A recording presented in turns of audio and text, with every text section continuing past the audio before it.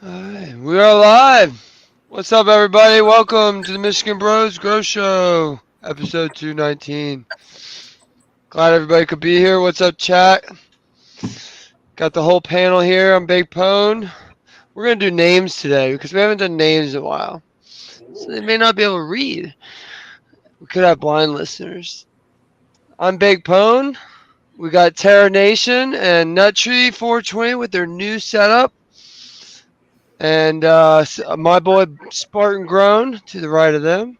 Below me, we got Red and Becca from Rosemary Oasis and Red Setter Farms. And last but not least, Dankman Dan coming in there at the bottom. Hope everybody's doing good.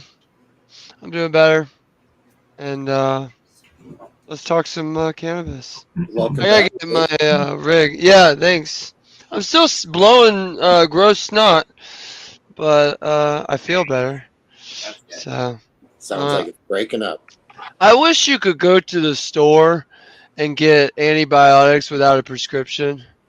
You know those general ones, but There's a couple survival kits that I've seen that you can order online that have. Oh, really? That have some antibiotics. That's probably a good way to get around a prescription. Yeah.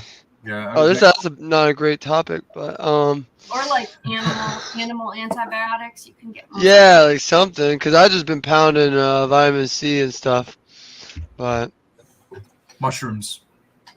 Yeah, I could get some mushrooms, but it's like where you go get mushrooms besides, like events, like, Third Eye and stuff. Like mushrooms, but like turkey tail and other medicinal and gourmet mushrooms.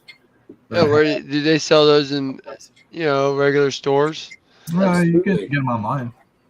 Because yeah. But maybe health food stores nowadays. I haven't been into. That's what I was thinking. Stores. Some sort of little nook and cranny one. No, they're popular enough. Yeah, even at our little local grocery store, they have a little gourmet mushroom selection now that has the shiitakes and all your gourmet mushrooms there. But does it have the health ones like lion's mane? It does. Oh, that's cool. Yeah. Yeah, some grocery stores are pretty hip. Yeah. Not mine. $77 for a package of them, but hey. Yeah. They're not cheap. No, they're not cheap. What you need to do is just grow your own baked. Just get you a mushroom block from. I literally have all the supplies. There you go. All you got to do is get the I spores. got Martha Chamber and everything, but I've never grown legal mushrooms. Well, just grow legal mushrooms and pretend they're not legal. It just seems like a crazy idea, but Well, it's just grow just like weed, man. You're gonna get the best quality if you just do it yourself. That's true. And turkey tail regularly in our soup, so pretty much daily. I mean, we've been drinking. We've been feeding ourselves a little something from the garden. It might not be our full dinner or whatever, but like we pretty much have tea every night. We've got a whole plethora of botanicals that we brew for tea. So we're still getting charged by our sunshine. If you can, put the comparison that the sunshine charged the botanicals, and the botanicals hold the energy of the ether, and everything else. And that's kind of what charges us and helps us connect to the earth and the sun and everything else. And so all the flowers and herbs that you guys grow, you can make teas all winter long on. All winter long. Yeah. All kinds of stuff. Every night I've got a little blend I do, and I love the flavor. It's not like as strong as like peppermint tea, and there's no actual tea in it. It's just herbs, but I love it. What's your special blend, or is it something different all the time? I do mint, hibiscus, chamomile.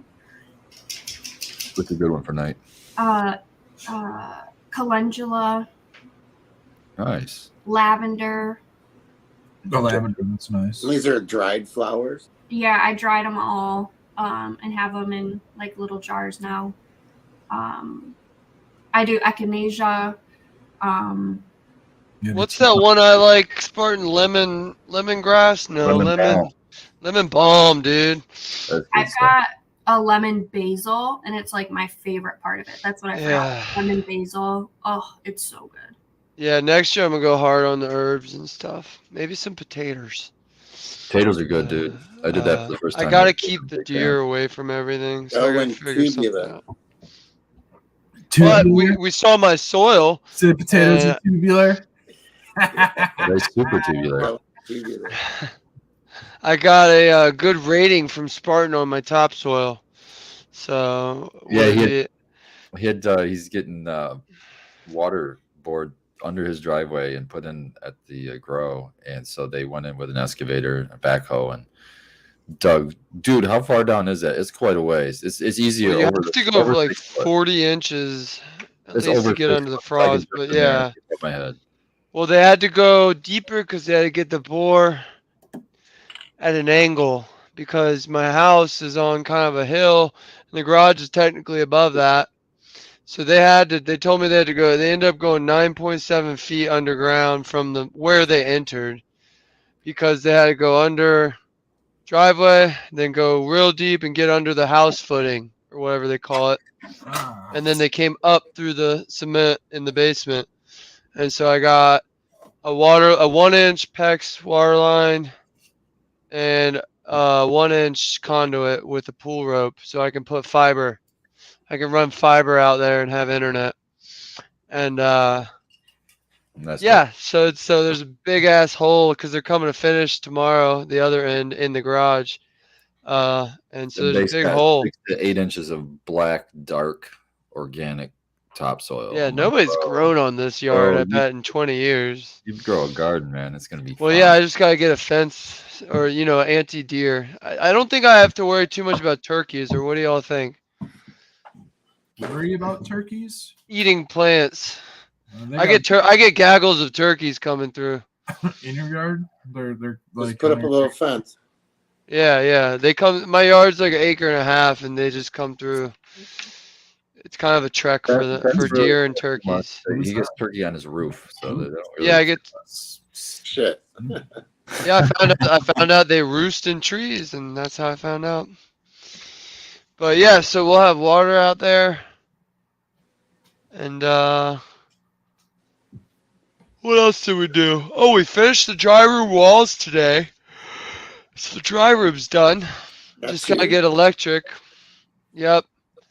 And then we moved the thermostat into the hallway for the heater because it's starting to get chilly. Because I blew the heater out last spring because I left the thermostat, which is the temperature thermometer part, in the garage section of the grow, and I had a 6-inch AC Infinity just set to like bring air in at a certain temp when it got cold. Well, it didn't do it quick enough or whatever because that heater ran like a motherfucker and burned itself out. So it probably just needs like a fuse, I'm pretty sure. But so I had to move the thermostat into the actual area the heater's in, so it doesn't do that. But it's getting chilly enough, so I want to get that done. Oh, and then I got a delivery of BHO equipment. Hell yeah. That was Yeah, pretty fucking my sweet. my rosin guy, I don't know what his Instagram is. Something, isn't it something Cochran or something? Anyways, my rosin guy is also a BHO guy, and he got a BHO set up, so he didn't want to store it there because we're gonna try to run it at my place. And so yeah, we got BHO too. We'll set up today. So that was fun. And I reset about 20 moms, little 1-gallon moms. Yeah. Are they moms if I don't take a harvest off of them? Yes, because what makes them a mom is you take a cut off of them and they have a baby, a clone. Okay. Yeah, they did get 2 babies each. So I cleared out my veg, so for like 2 or 3 weeks I'll have minimal veg work. But it's a good thing we're getting water in the garage because we're going to 2 a day, or not 2 a day, 1 a day feedings on the Spartan Puke. Because they were not happy today. Luckily, I got in there right when the lights came on. They weren't like too unhappy, but it can't go on. So I'll have to feed them every single day from this point forward. It's day 28, so that's a lot of work. But That's the updates there. Oh, I got some seeds going for sure in the seed chamber over there. Fatso looks like a mess. It's like the ugly. It's just seeds. You know, like I don't know how to describe All it, the but yeah, it's just so you know how you get those calyxes. The first thing that develop is a little calyx, little tiny one. Imagine just those little fuckers in a little pod, and it's like a bunch of the fatso stalks are like that. I can't tell on anything else though. I'm thinking one of the Chernobyl looks a little funky, so we should have some F2s at least, which was the whole goal. But we'll see. Super dope. Now we got a bunch of motivation to hurry up and get that flower room done so we can get on that hash room so we can get all that BHO equipment in there and get all the other setup going in there. The washer and the freeze dryer and hell yeah. Everything's coming together. Yeah, Them Spartan pukes look beautiful. You posted today. They they're were all right. stacked, man. They were You stacked. can Pretty you good. can tell. Yeah, they're stacking, but like they're so nutrient demanding. Like They're as hungry as fuck. They need that. I turned down the par 2 days ago. Yeah, they're just hungry, so I gotta up the hunger, and then or up the Pots feed, over and small. They should be in a bigger pot. What are they in threes? Well, maybe yeah. not a bigger pot. It's just No, they need watering, 2 waterings or a bigger pot. Yeah. they just need. Well, I've been doing every other day every other day watering, but they've been fine until this point. But that happens. Yeah. Now they're stacking, so They're really pulling. I also might even up the CO2. I upped it to 1,000, but I might even do like 1,200 and just see if that helps them. But I'm pretty sure it's just nutrients. Just Donnie. It's just Donnie in there demanding nutrients. And I think Spartan, you said one of the vortexes was pretty finicky. So No, I was all of the Donny Cross that I did with the Spartan pukes were all super hungry all the time. that was it. Yeah. So that makes sense. So we'll give them what they want. I'll either up the feed, amount, or I'll up the ppm. So that's the garden over at Tricon Forge. Oh, look, gorgeous. Thanks. Yeah. How's everything up there in the north? Banging, man. We're banging. We got some beautiful flowers going on in the grow room. We got some Gorilla Glue in there. I got some. What else we got? Oh, so much in there. We got Primal Punches. We've got some Lemon Darts. Some of the Mr. Rainbows that is so frosty. I have 2 different phenos of that. We finally are probably going to keep our number 1 pheno. It stacks so well. At day 18 of flower, it already gets rails on the leaves, so pretty excited about that. Who bred that one? That's ABC Seed Co. Oh, sick. So a Michigan breeder. Yeah, we're gonna do one of his runs. We got Motor Breath in there rocking, man. It's probably my go-to favorite of everything we grow right now. Dude, there was a Motor Breath cross of seed pack that I think it was on sale, but I didn't even buy it because I don't need it, and I got a bunch of expenses. But I'm gonna put it out there for chat. It was on Heritage Seed Bank, and it was People Under the Stairs Motor Breath times 4DD, which is like it's just a smash of chems that they're known for. It was called Motorhead, but the 4DD was the last 3 letters of the head word. But yeah, that I guarantee will be a banger. Oh, that another Motor Breath I had was Motor Breath times. It was like papaya. Ooh. And it was concentrate by Spin Melts. My buddy has some in his fridge. I'm not a big fan of straight papaya. I've ran it. I've ran crosses of it. I can always tell when something's papaya. It's not my favorite. But you mix it with Motor Breath, and that's a complementary flavor. Like they go great together. So I'll have to try. I think it's a cut they have. I might be able to get my hands on it. We'll see. But it was delicious. And yeah, it's Motor Breath, so it gets you ripped. Yeah. Have any of you guys seen the movie People Under the Stairs?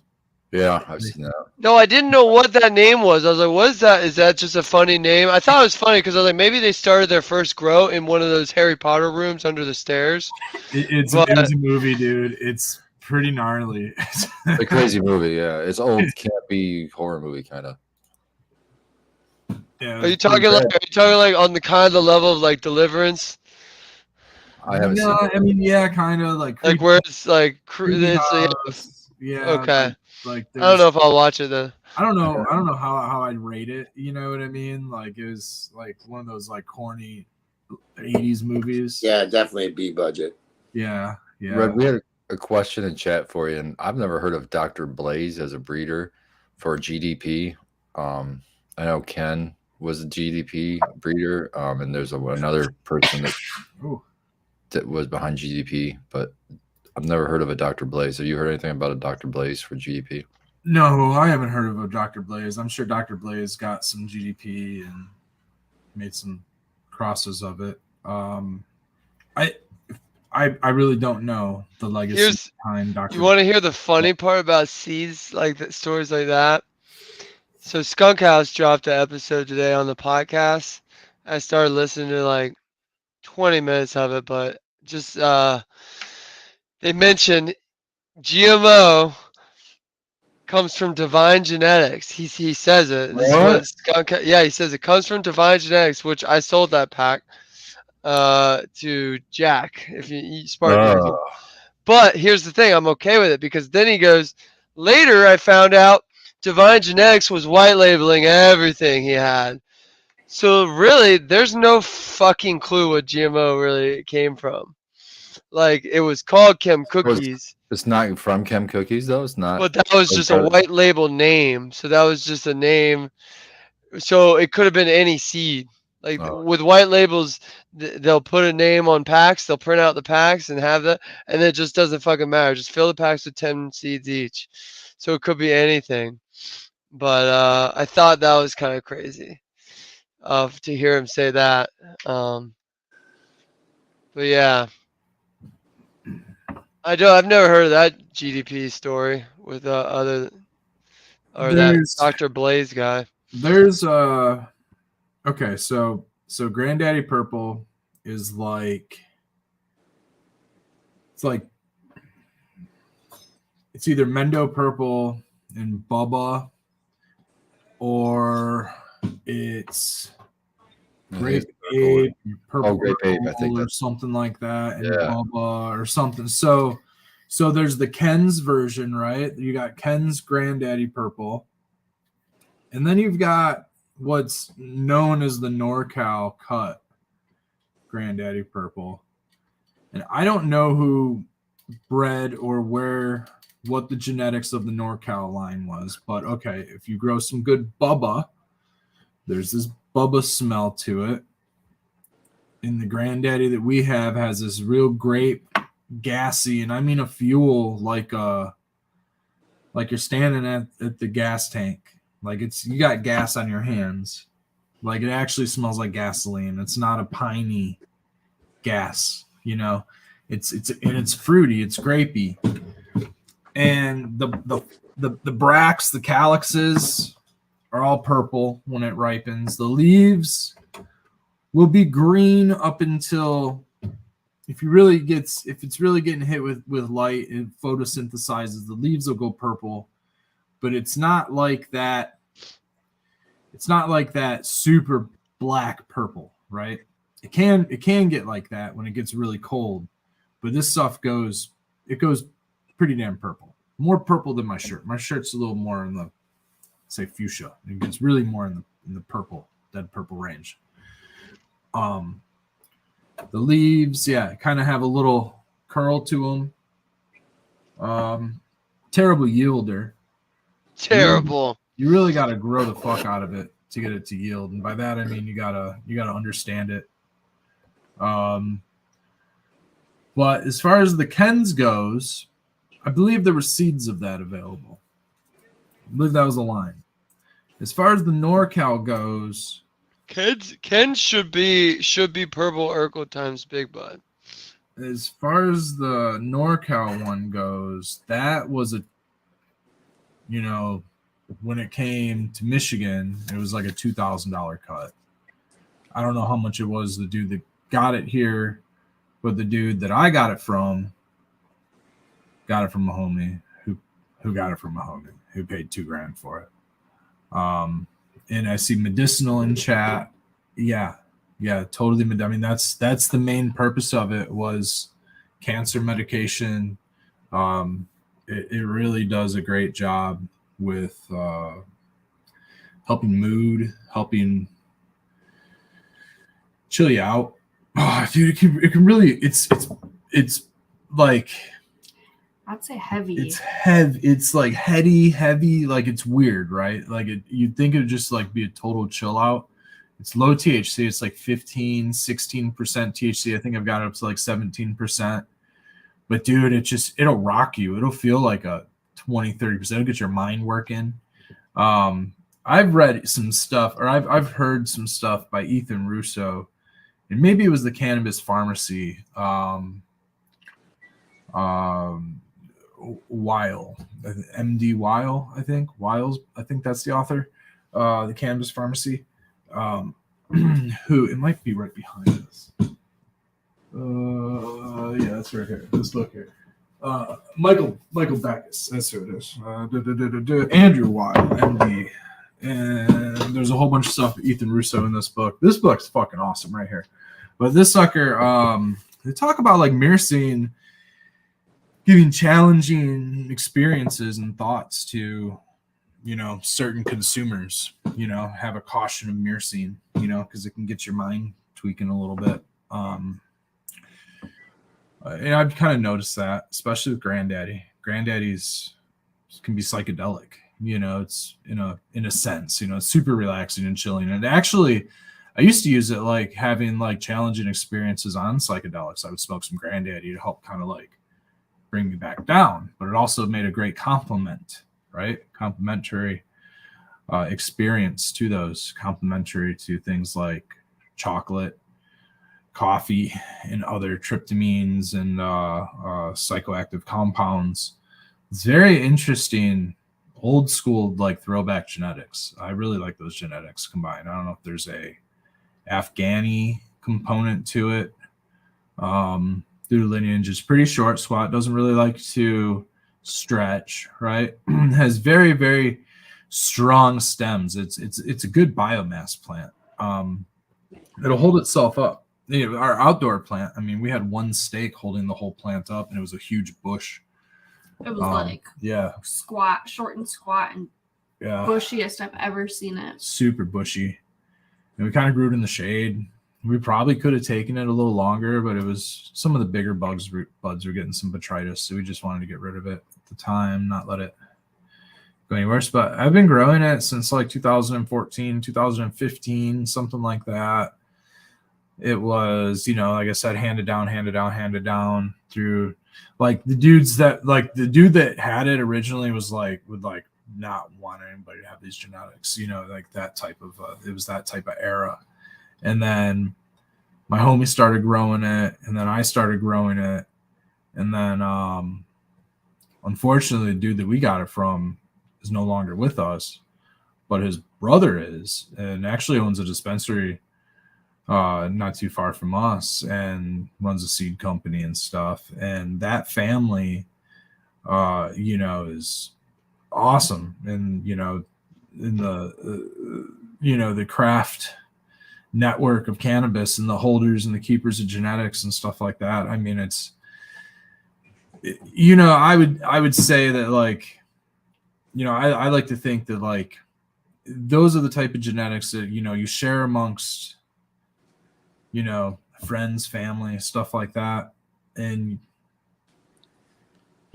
it's good stuff to keep around and on the head stash. And what'll happen is if somebody tries growing it at scale, they won't because it's not a profit. It's not the profit of the medicine. People get Granddaddy Purple and Citrine. I grew it once. If I remember, it was like worse yielder than like a run of trying Mac. It's a terrible yielder. It needs to be trained, and like if you can get it to have some really decent tops, that will help. But it needs to have a bunch of them. Yeah, which takes time. I've grown it for 8 years, and I think I've gotten 2 or 3 good crops on it. You know what I mean? this was a good year, like both indoor and outdoor. We got a good crop. We just had a really we'll good see one. how it goes on the next one. But then again, we just lost the mom. Totally randomly, dude. The mom. Damn. And here's the thing, man. Here's the thing when I talk about Did you have cuts? dude, we barely made it happen. So Okay. we have none in flour, none in veg. I was just talking about it. Here's what happens when you talk about things, right? Somehow, some way, it's like a boomerang. Energy goes out there, it spills. Whatever happens, maybe other people influence it. Maybe there's other thoughts. Maybe there's, whatever's going on. So I'm talking about the sunshine heating up our herbs. We consume it. We get a bit of the ether. Ether is always going, And as we project our thoughts, and I start talking about the Granddaddy Purple experiment a couple weeks ago. I don't know if it was on this show or the late sesh. I'm talking about Granddaddy Purple, and we want to S1 it and perpetuate it. And I don't know, somehow talking about it, just talking about that one, dude. I got it in my head. I can't lose this mom. Can't lose this mom. Yeah. I haven't lost a mom. We killed a plant a couple years ago. A fucking orange Cushman's or something that my homie gave me, and a couple of others. And we just had so many moms rocking, and like it was in the back corner, and it didn't get watered in a day. It dies, okay. And it died, So like, but we hadn't killed a mom in years. I've always got something backed up. Well, we're not sure why. That's the thing. This is super, super crazy. So I know what happened throughout. Okay. We let the tray stay a little full with water too long. Normally that's been okay in the past, you give a little bit of butt chug, so to speak, for a little while, and it'll just kind of like keep your roots saturated. The problem was we had mother plants outgrown that had already outgrown their roots. So I mean, these things were root bound. They were sitting in a little bit of water for probably too long. We're probably like vacuumed it out once or twice in a couple weeks, and it just was probably way too saturated. But anyway, I also think just thinking about it, making sure, worrying about losing that varietal. We go there, I don't know, like a week ago. We went there Friday last week. We stayed like 3 days out at the shop. And so we get out there and we get in there, and all the plants look good. They're sitting in a little bit of water, but the Granddaddy Purple, it looks like it was completely dried out. You know how you like when you dry out a plant, just all the leaves dry up, they all droop down, the heads start to kind of tilt. There were a few heads that were still like poking, but all the leaves were drooping. I'm like, what the fuck? It looks like it's dried out, but it was saturated. You know what I mean? Like, okay, it's not dry, but it's saturated. So that means it's oversaturated. There's a couple things like, the plant's not uptaking. It's not uptaking. Something happened. The root structure just fucking rotted out. I don't know if it got fusarium. I don't know if it was just a pythium. I don't know what the fuck happened to the root structure, but just all the other plants were fine. The Granddaddy said no more. And I mean, it's like mostly a root ball above the water. I mean, it's just in a little bit of water, but it just happened to it. I haven't had this happen. So we took as many clones as we fucking could. I just started hacking at the plant, dude. And the plant's still out there, and it's still slightly alive, but there's no new node growth. There's no perking. There's no green growth. It's all dying off. But if it was a lack of water, the difference is like that next day that plant would have been dried up, let alone a week later, and it's still wet, spongy. You know what I mean? And it's not alive, but it's it maybe would, if I hacked all the leaves off and left a stump, maybe it would grow a node in 6 months or something. But like, it's not worth keeping on. But all the clones, knock on wood, dude. Hopefully this thing's wood. We got a bunch of clones out there, probably about 5 clones or something. And here's the thing: I started cutting clones. I was like, you know what? I don't think this mom's going to come back. I'm just going to start taking a couple clones. So I took a couple clones, put them in water, just a couple. Within 20 minutes, they were perked up and praying. And I was like, oh my God, I have this is good. You know what I mean? So I took another 5 or 6 clones. And then we needed to clean up the moms and up pot them. You know, that was part of the procedure. We were up potting our moms that we we just got pots, just got new cocoa, and we got out there and the fucking granddaddy's dead. And we're like, fuck, dude. We were like 2 days too late on getting out here. You know what I mean? But we up potted everything. We dried everything out. We took a ton of clones. They all perked up. We got about half the clones there, and we actually brought another chunk of clones here so that we can keep this fucking mom. You know what I mean? So we're going to get one of those is going to get some roots, and we're going to keep that mom because we also wanted to have at least a couple, 3, 4, because we do want to do this S1 breeding project. So we're trying to have S1 seeds of this, not Ken's. So the one that we have, I think that I don't know if I explained that. The one we have is not Ken's, and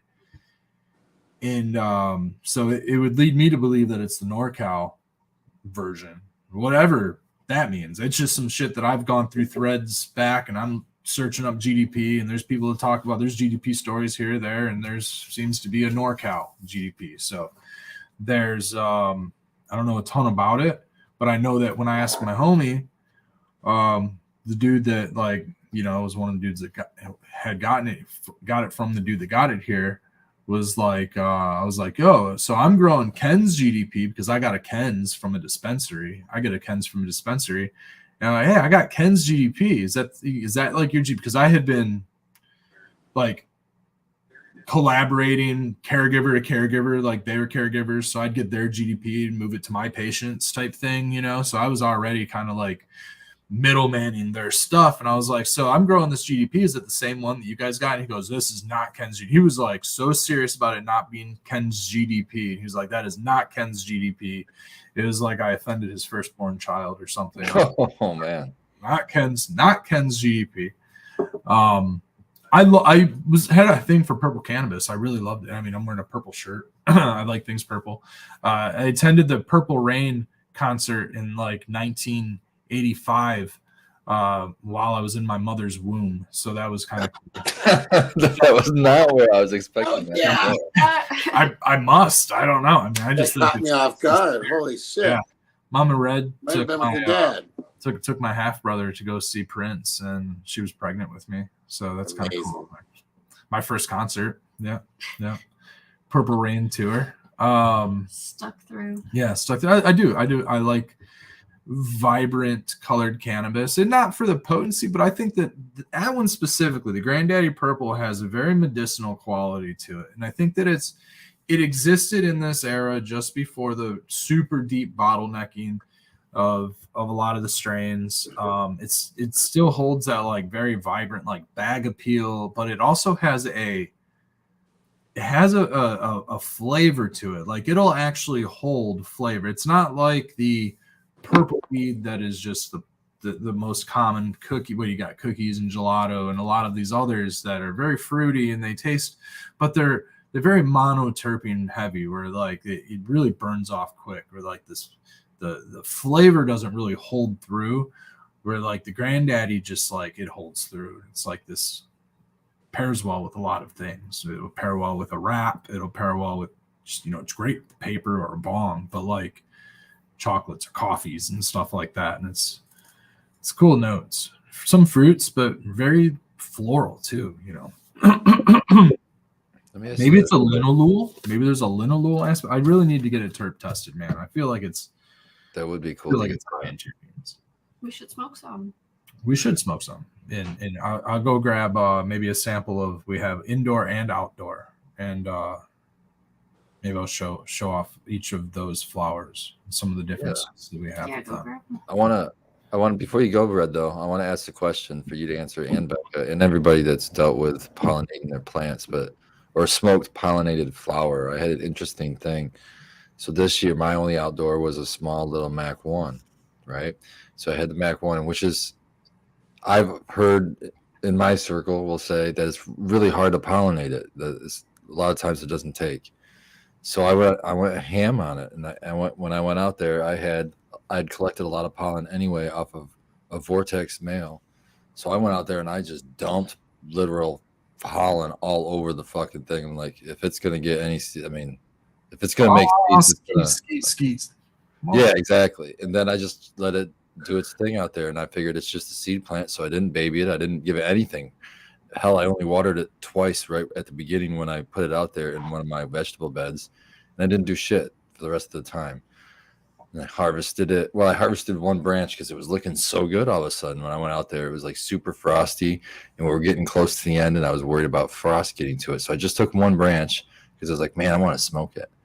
Well, I trimmed that branch once it was dry and put it in a jar and let it cure a couple days and started smoking it. Doesn't smell anything like Mac 1 to me. Doesn't taste anything like Mac 1 to me. And I've grown Mac 1 outside before, and it tasted like Mac 1 and So smelled. what changed? I mean, what in the terp profile changed to you? Baked what sweetness what'd you pick out? It was like lemon or something is what you were saying. So like, yeah, now it's like this real sharp lemon lime. I'll go get some in a minute when I let the dog out, but I never got lime off of. no, No. I've smoked and grown. I've smoked his several times. I've grown it a couple times in my house. And Any- Mac, I got or not buddies that Mac, grow but it. Any It's- chance it's not Mac 1? no. There's no chance. No, yeah. And it's Vortex. It was I mean, the limey, or not lime. It was lemon terps on that Vortex. Maybe it was just pulling it early. I think, isn't Mac 1 likes to go a little bit longer? Yeah, I let Mac 1. I let it go all the way to the end of October. I just harvested the whole plant. But when I harvested that one, it was 2 weeks before that. So Maybe just that was a a little change early. in beans. Maybe. I don't know. Yeah. That's a good point. It could have been just too early. Because I hadn't even tried the one that I let go an extra 2 weeks. Yeah. The whole rest of the plant, I haven't even tried that. It's still hanging. I like both the smells it gives then, because I do like the lemon lime, but I also like to me, Mac 1 is kind of grapey, to me, usually. It happens but- with GMO though. It gets the frost, but it still doesn't have the smell till like a couple weeks before harvest, and then it switches over. So maybe it's something like that. Yeah.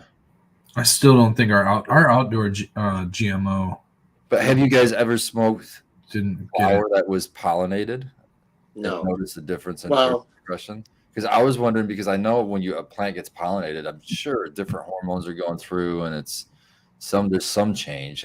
I haven't. That's really the only that I can remember. The only pollinated flower that I've smoked. Our seeded stuff last Self-pollinated year. flower. Well, like massively pollinated, not Yeah, not just two a firms. Yeah, we've got our stuff from last year that was pollinated, and it's all seeded up. And I was bucking down, shucking. Yeah, I was shucking seeds. There we go. If it's well seeded, there's usually nothing you can smoke left. It's just like all. It was like Alex. I was like, this is great. I was shucking in like May, June from last year's outdoor, and it was like just smelled so good. And I was like, oh man, we have to enter our outdoor in Country Roots outdoor fucking competition. As much as I'm not into competitions for anything, but the outdoor thing's a little different because it's a whole bunch of outdoor organic growers. Yeah. At least I don't know if it's organic. Well, or I was not. going to say it's the same as going into a dispo. I'd like to get into an organic specific Help competition. police people saying that they grew a certain way with no help with anything. I mean, you just got to believe them. Yeah. I just want to share my shit and just go, look, I didn't spray. Absolutely. Yeah. That's what I think. Everybody, if they change the attitude in their head to, I'm going to go to these events to just meet up with people in session, public, be able to have a public sesh without fear of being incarcerated for it, and go to an event for those reasons, and not to go for, well, I don't know. Sometimes there's entertainment that you can go for. There's a bunch of reasons to go to these events, and I encourage people to do so. But I don't know. I think that a lot of times people get lost. Like I've heard so many people go for a certain item or a certain strain or a certain seed or a certain clone, and they didn't get there and they didn't get that, so they were pissed off and turned around and left. That's a bummer when people Yeah, get it's like you missed so much. Yeah. Like you should be going to have a good time, and it turns into being like some sort of a business transaction thing, or you're trying to like either work at your business or or you get let down. And I've heard a lot of people like stand in line for hours and hours, finally get somewhere, and like really want to talk to a vendor, and the vendor's like a dickhead, and, you know, just like brushes them off, and like that stuff definitely happens. People do have bad days. Her and I, we find ourselves like, I mean, like, hey, we should be more personable. You know, we're being a little standoffish at the moment, you know, because that the day can start to hound on you, you know, just It can be very overwhelming on that side of the table when you have so many patrons visiting you and so many questions being thrown at you. It can be very intoxicating and overwhelming at time, and, you know, not still trying to take care of your business too. And you guys excel at it, just so you know.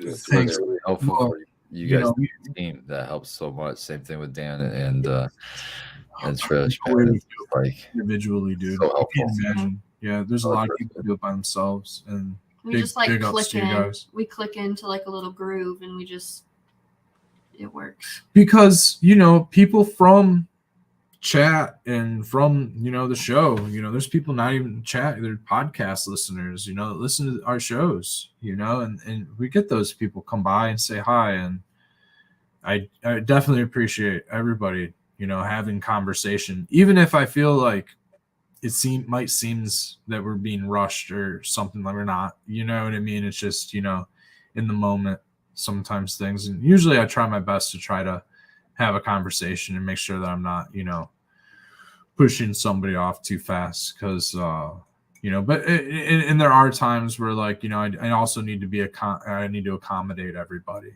you know, so I try to make sure that I'm balancing the difference between accommodating everybody properly, you know. So that's tough on all of us, man. And, you know, big ups to all you guys out there that do that. Customer service, yeah, whatever business you're in, you know, customer service is hell, man.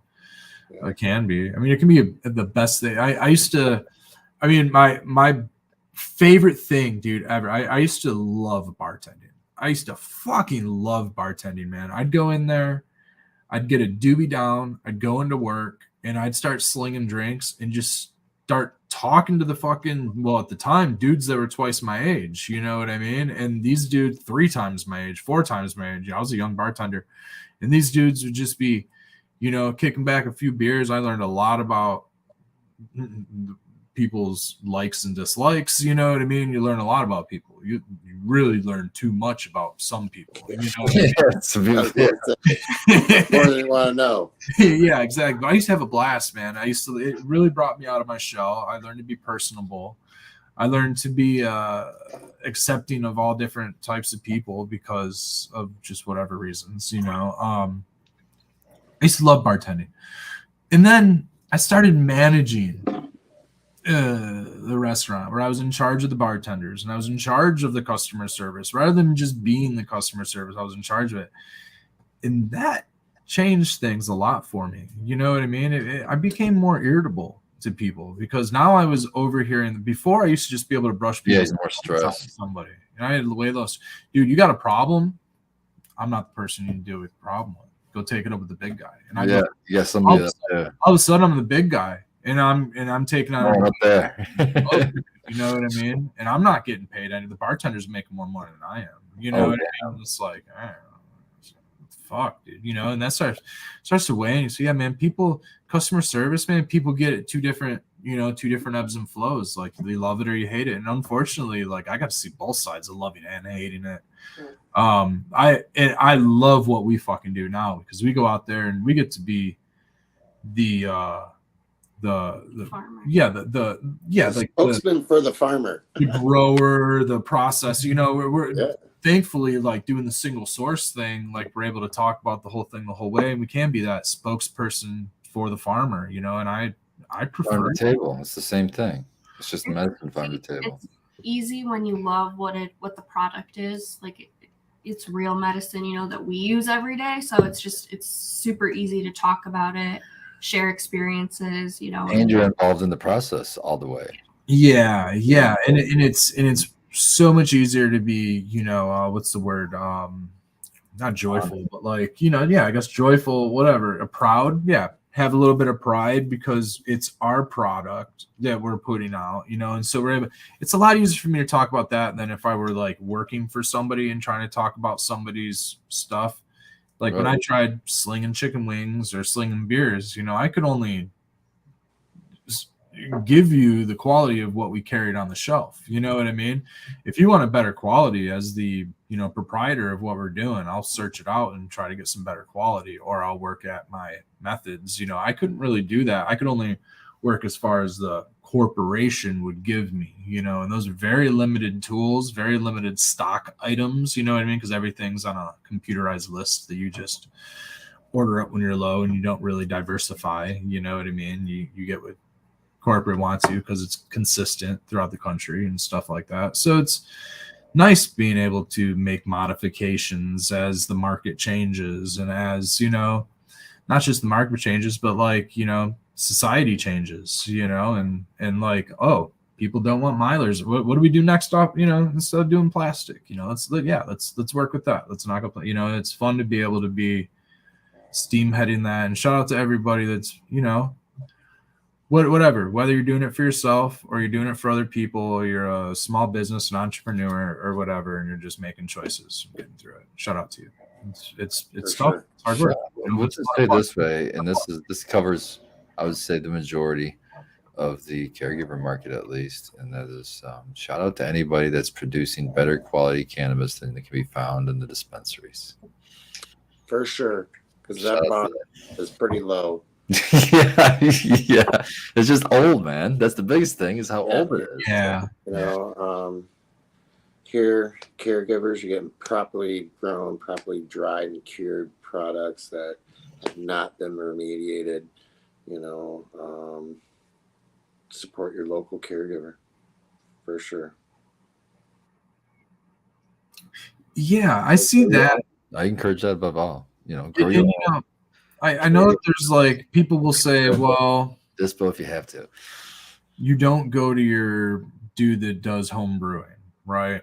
And that might be true. I really like, if I knew some people who were growing, who were brewing some backyard beer, I might buy a 6-pack off them, But I'll tell you what, as far as like scale goes, there's just not enough people brewing beer. That's all. There's a ton of people growing weed. You know what I mean? Insane. There's a lot of people that have chickens. There's a lot of people that are, growing tomatoes and squash and shit like that. And, you got neighbors that have a garden. Hey, toss them $5. Maybe they'll give you some veggies or something. I think that supporting, community agriculture in all kinds of ways. Cannabis, fermenting, wine, you make wine or whatever. The easiest way is farmer market. Go to a farmer's market. Go to your local farmer's market. You start meeting people. You'd be surprised at how many people at farmer's market smoke weed. You know what I mean? You'd be surprised at how far a bag of weed will get you. I'm serious, dude. I'll take weed with me to festivals. I won't take a lot of money with me. I went to a music festival with no money. And yeah, I sold a little bit of weed to get money to buy food and stuff like that. But at the same time, I also will trade with the artists and the vendors for things like food and for things like clothes and art and, all kinds of stuff. You go home with some really cool artwork, or you were going to spend, a couple $100 on whatever for, just your splurging money. It's a lot, it's a lot easier to make it more affordable by using something that you created, and cannabis can be that means of trading art for art. Capital, form, definitely a form of capital. And that was fucking perfectly said. I love that. Trading art for art. Trading art for art, absolutely. Yeah. And you can put the value. You put the value on it, and that's the thing, And sometimes it doesn't have much value, and some people it has much more value. You can always barter based on value, and that's a nice thing. And so can they. And I'd say, don't try to talk people down on their product, because if it has a quality value, if they're putting something into it and it's not, you can't base hard work value on like compare it to corporate value, like people that are growing at scale, because there's definitely part of what they're like, apples, maybe apples because they can be grown at scale, but like, let's just say conventional, whatever, that's grown at a price point of pennies on the dollar, and they get it to the store and there's a ton of carbon footprint that goes into it. It's a lot different than buying something from a farm. And it's not just that, it's the time that the cannabis on the metric side is processed to the time it makes it to the consumer. It's going to sit on that shelf and go through the system several months. That's not fresh flower that you guys are getting out there. That's product that's been through the system, shifted from hand to hand, and you're looking at products that's 6 to 8 months old before, and you're lucky to get it at six months. And if you're like me, or kind of like have the philosophy, I've had this philosophy for a really long time, man. I don't know if it goes back to just like having a appreciation for like what, like, maybe like the hippies did during the counterculture movement, specifically the anti-war, anti-establishment shit like that. I kind of grew up with some of those philosophies especially when I was getting into cannabis, because there was a time when cannabis was very much anti-establishment, and a lot of like smoking weed in front of the man to Well, it had to be. That is total enemy, man. Like, if you're growing weed, that's your direct enemy, is the establishment. And so to be a cannabis consumer was very much a fuck the man. And so like it's gotten to the point where today it's like, if you grow your own food, if you any of that stuff, and today it's like, especially growing this, because now that the man who's fucking over so many small businesses and the man's not necessarily even government today, the man is elitism. Snoop Dogg. It's elitism. It's corporation. It's all the lobbyists, for the bad company. Sorry, I meant metric. And like so to say, to grow your own, you might be bypassing some of that tax stuff. And honestly, with the growing the food thing, same deal, man. There's holes in the FDA. Don't get me wrong, regulations are good in many ways, but there's corruption. It's not always the best. They're good for the corporations in many ways, unfortunately. So like, by growing your own of anything and passing it on and making your own products from the land, or whatever you can, buy in bulk and make something and pass it on, however you can disrupt those. I'm not saying to disrupt, right? I don't want to use that word, but however you can just say, be economical in your own way, really goes a long fucking way as far as, the establishment goes, which is a great fucking thing, man, because the establishment has been really fucking people over for 100 years now. Look at just how they fuck people over with cannabis. It wasn't the government that made it illegal. It was the fucking logging companies and the plastic companies and all this other shit. And that shit's only gotten bigger over time, just one big name, Rothschild, you know what I mean? And that shit's been fucking the whole world up for just generations. Hey, we just got strikes. Thanks, Fred. I'm sorry, dude. They're coming for us now. Damn it. Fuck. Money. What are they gonna do? I don't know. I think you could say that word. You can't say the C word. You can't say the V word. I don't think it's the families anymore. Yeah, I think it's the B and the V word. Vanguard and BlackRock. They can suck it. And but yeah. And that's what it is, So grow your own, pass it, and whatever. I think it's gonna get too big at some point, and it's gonna end up having to be grow your own and do your own and more. I mean, we already have seen a rise in the do-it-yourself community, just generally. But like, if people would rather do it themselves if it's not too dangerous, like a gas line or something. But I don't know. We'll see. Yeah, that's a good example of gas line. I'm saying that's something they wouldn't want to do, but like, if it's something easy, like fix a door or something like that. Do some plumbing. Do some simple plumbing. Yeah, you're gonna want, instead of giving the plumber $700 for an hour of their time.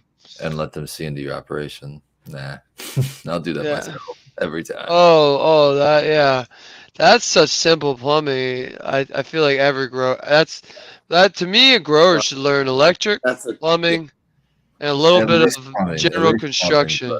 Electric would be bonus, but at least plumbing. Yeah, basic plumbing is all you need. Gluing pipes is so much fun. and it smells good. I was just I'm gonna with say, you on someone that. likes to Yeah. sniff There you the go. fumes. Age and restricted scream fake again. phone. Nothing groove. I got to do all the piping for the new DUs. He was At getting work. so excited about the piping and the. I like making pie. I used to do it for the Grow. reef tanks. It's so much fun. It's like a puzzle. But instead of somebody giving you pre-made pieces, you get to cut your own sizes. Like, well, how cool is that? And Do Frustrating. you remember that slime game on Windows where like you Yeah. had to make a tube and get from here to here, and if you didn't, the slime would spill out? Loved that game. Loved it. I used to have this one. It was like with marbles. I didn't find any seeds, by the way. You Spartan. would put tubes together and you would run a marble. It'd be like a marble fucking track, and there'd be funnels and all kinds of fucking things. Oh, where you build? Yeah, you build physical. Like, yeah, those are the bomb. I bought my buddies, basically my niece's one, and she didn't give a shit. I was like, these kids these days, they don't know what they got. That's a marble track. The marble track. That's like one step up from Mousetrap. Yeah, I was talking Should've about went that to recently. Pokemon, and then you guys have been on the same page, baked. What? You should Oh, well, yeah. Pokemon, and you'd been on the same Chronic, page. man. That might have worked. I don't know. It's Some of nice them seeing kids her just aren't brother and Pokemon sister kids. play with these like they got these like little magnetic tiles, and you can like stack them and build all kinds of Tiles. magna tiles. They're pretty That's cool. cool, dude. It's an actual tangible toy, you know, it can be fucking played with. It's pretty cool because I mean, like Legos are a good start. You got the kid Legos, you know, like the giant Legos are- ones. yeah, Legos are And good. then you, to me, you advance to maybe there's like those kiddie ones that they're like half pre-made scenery, and you pretty much just add things. But then you go to real Legos, right, and you start building your own stuff, and then you go to Connects. Remember Connects? That was a Yeah. little trickier. They started giving you motors. They started wanting you to build a roller coaster or a Ferris wheel. Yeah, that was dope. You Though. talking about the metal things? No, Yep. no. These were That's all that plastic. right. These were all plastic, but they Oh, had they joints. had a So metal they- version though too. They did have a metal. yeah, version. way later, but originally it was plastic. So you had plastic sticks. Everything was sticks or joints, and the plastic sticks would snap into parts of the joints Is that because Technics? the head. I'll bring it up. Talking about Free Technics? Girl would be mad right now because I didn't bring it up. So Shut they up. had these. I Yeah. can't remember what it was called, but it was like metal pieces. That was after. No, dude, this was in like the 80s. 80s Oh. and 90s. And I missed that. So they had This. So see how these joints have the. oh yeah, those They have this. They have this Oh, yeah, shape here. I played with those. The sticks fit in those, so you'd snap them in there, and you could literally make anything. Or- A I roller did- coaster. My cousin or something had that. I never had those. Yeah, I didn't get that to this level. You could build this crap. Erector sets? Maybe it was a rector set. I'll find it. How do you spell that? Erector. Dude, you got. I you know got what Red's these talking about because I had screws, it. The Oh, metal yep, set. erector set. I do remember this. Legit screws. These were like genius level Yep. shit. metal. Dude, Look I was- at this. Yeah, That's that was not yeah. That loud. was, That's Yeah. intense, dude. Look at these new ones. The hell is that? They're That's teaching Batmobile, kids to bro. make That That looks like a vehicles. Batmobile. Honestly, it looks like bad guy mobile.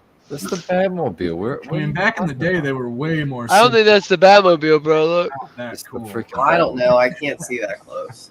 I don't think they got the license. It's the Batmobile. Oh wow, look at this vintage Yeah, they one. were not that cool back in the day, but yeah, Wow, that is old. those some of them are really cool. Yeah. Oh, look at that. Yeah, that's a little more basic. Wow. There. Here's your old ones. That's sweet. 1950s. That might be really old. Yeah, I think you can say. $50. Yeah. $50. dude, that's cool. Yeah, man, and you know, I think I might be the last generation to have like wood shop class. Bake, did you have wood Yeah. shop class? I had in 1 year in high school they let us have. It wasn't called wood shop, but it was essentially the closest thing. We were in the wood shop before it shut down, basically, I guess, Okay. because we got to use most of those tools, but. It wasn't like what you think wood shop. Like I didn't get any carpentry skills. Oh, what about I didn't middle get school? shit. Like my wood shop. I No, had no wood middle shop- school. Middle school they put us in bakery I had class. wood shop in They sixth put us- grade. They put us in sewing and bakery class because it was called home life skills or something, which Home ec is whatever. called it, In bro. But my high school, I we think if built you're gonna have that, you should also have plumbing, basic plumbing, electric, and carpentry. Maybe it was Works yeah, wood no, shop. dude. They gave us wood shop in maybe it wasn't 6th, but at least 7th and 8th grade. I'm pretty sure I took wood No, shop. 7, 8. That was middle school. I had, It was yeah. middle school for sure. We're allowed to choose. Um, There's cooking class. There's straight up cooking class, and that's what all the chicks chose. And then there was the other one where it was like half cooking, half sewing, and they taught us about it was like the devil triangle you don't like, the food triangle. They taught us about that in that class. I never I took didn't. any of the Yeah. culinary. I tuned out. As soon as they started talking about nutrition, I'm like, I'm at it. You know. Yeah, I never did a culinary. Disassociate. I didn't care about nutrition. Hash time. Hash time. Nice. I only cared about junk food, and Doritos, and stuff. That's what I'm saying. I was worried about the lunch, and they gave us the gnarliest Yeah. junk food at lunch we were able to buy. It was like Little Debbie, everything from Little Debbie. It was stupid, but it was awesome. And for some reason, I was always down in the nurse's office with a stomach ache, like every fucking day. No, I was like a goat in high school. Laying on my I back. could eat anything, Yes. and I could eat a lot of it. And then I discovered cannabis, and like I only smoked in my senior year, but it was coincidentally the best year for that because like my first period class, physics, with a brand new teacher. She's just got out of college. She was super nerdy, had no clue what probably weed was. So when I came in high as a kite, she probably just thought I was tired or something, like looking, you know. But I would come in with like a 2 liter of Mountain Dew or something, and a box of Cheez-Its, and I never got questioned. It was awesome. And then the classes just lined up perfectly. So by the time I got tired, it was like a class I could put my head down in. And then next thing you know, it was fucking lunch. And that was awesome. That's the other one. Auto class. They also No, we make didn't have shit, dude. We Kansas. had nothing useful. auto class. Yeah. Well, so our high school had a vocational school. Fortunately, We had that. We had that. If you wanted to quit, basically, yeah. But it was like, but the problem was but that was high school. Like, I'm still that was talking high about school. That was auto high school, shop in middle exactly. school. Like they That's what I'm used to have saying. Middle auto school, shop no, in they middle wouldn't let us touch anything like that. Yeah, like they'd start teaching you how to work. Well, on that's the problem. In between your generation or your like schooling and mine, parents started suing like a motherfucker. So like schools started worrying about liability. So like by the time I got to high school, dude, they were talking one year. Was it No parents peanut or butter. corporations bitching? They were talking about no, it was parents. No peanut butter. You couldn't bring peanut butter to school because there was kids with allergies. Because And was it kids getting allergies or were corporations feeding the wrong foods? well, maybe it was that, but it was It all goes ridiculous. back to these fucks, man. I'll say it again. Rothschild. sorry.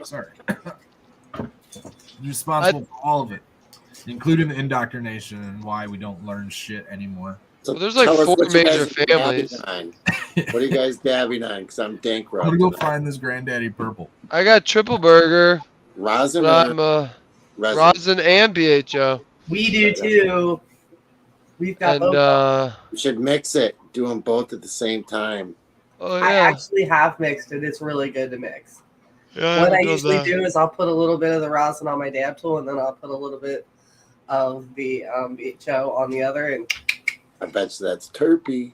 Yeah, the BHO's a little dry, so that will actually work out because you can stick it up with the rosin. We just smoked a bowl of Fatso and Red and Becca's GMO dry sift on top. Nice. Oh shit. Yeah.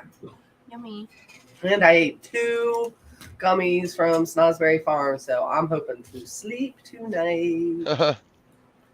I ate a Oh, cookie nice. from Emily that has the meringue and the lemon curd on top. And that's all medicated. Ooh, yeah. Because of that.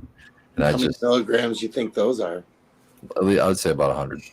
Right on. So healthy. Maybe a little bit more. I don't know, but I'd say about 100. She Good raised her less, but I said I don't believe her.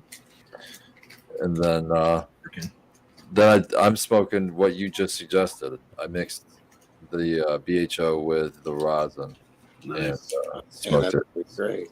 It's really good. It is very good. It's hard. I mean, like you said last week, it just boils down to consistency. You know, whatever your preferences of consistency. Honestly, I mean, honestly, each are both just as terpy. I honestly, they're really great. Both representations are phenomenal. So Yeah. Good, man. great job for goalie and great job for your rosin guy, and you guys Yeah. did a great job raising up them babies. Well, that's where it starts. It all starts in the Yep. grow room, man, for real. The thing is, that's just a pheno mashup. There we throw 'em up. So, like, even the one I gave for Gurley was 4 different phenos. And Well, that's so, cool. It's cool that you got a large batch, but it's unfortunate you don't know what yielded what, and you'll still have to decide. wait, what do you? Oh yeah, the washes and shit. Yeah, Yeah, but I'm running, but you when you're doing a pheno on it, you gotta run shit twice anyways. So I already have 5 phenos from Triple Burger that I kept. I'm gonna run those again so that I can do what you just said and send them off individually. Cause yeah, like that urinal cake, I bet is gonna be real terpy.